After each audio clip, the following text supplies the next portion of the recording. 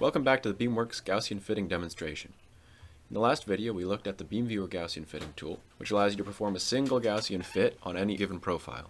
Now, that's great if you want to dive in and look at something nitty-gritty, but if you're looking for a more comprehensive summary of the overall beam spot, we can perform a Gaussian fit in 2 dimensions.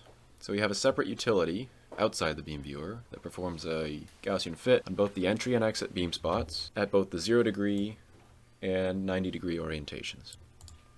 And you can access that feature by going over here to Excel Analysis, and while the rest of the Excel analyses pertain to an entire set of beams, in this case the beam spot Gaussian fit tool is still focused on the one beam that's active here in the BeamViewer window. So I'll select beam 1 again and hit Excel Analysis.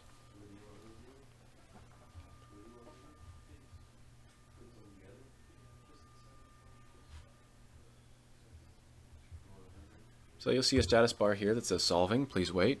And this one has 4 curve fits to do, so it'll just take half a minute or so.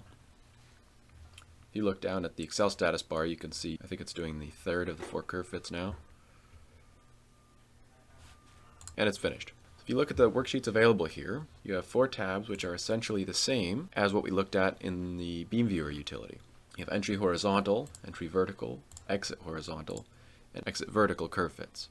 And in the case of this Excel export option, you also have a summary page and a beam divergence page. The summary page shows, in this left column, the entry spot sigmas, horizontal and vertical, the beam spot symmetry, which compares the horizontal and vertical sigmas, the FWHM spot diameter measurement based on the Gaussian fits, and the penumbra measurement. So the sum of weighted squared fit errors, what is that?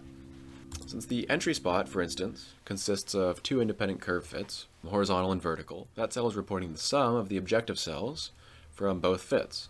So that is this 173 and this 255 are added together and reported here. And then there is a peak delta check for both fits, which tell us the difference between the center data point and the peak of the Gaussian fit. This will trigger a warning if you breach the peak delta threshold, which is 5% in this case. Because you have a fiducial BB shadow in the exit spot, and it'll give you some instructions on how to use the weighting tools to correct the exit spot curve fits.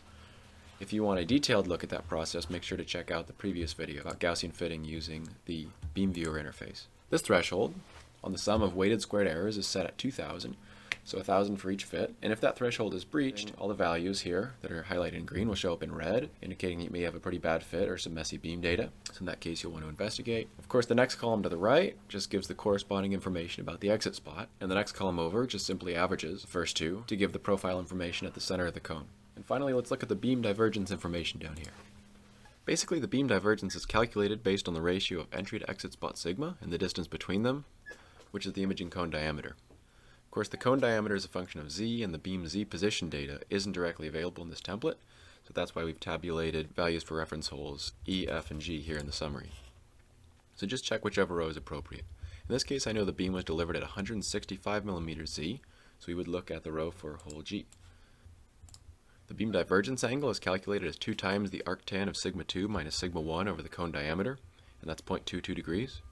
The S1, S2, and SAD measurements indicate the distance from the virtual source to the entry spot, exit spot, and cone center, respectively.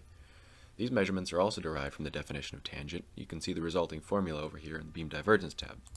This tab shows a diagram of the axial distances and the divergence angle, the calculations used to report them, and it's also interactive, so you can select which reference hole the beam was aimed at, like hole G, or you can enter a custom z value if the beam wasn't aimed near one of the listed z coordinates, and that'll update the output accordingly.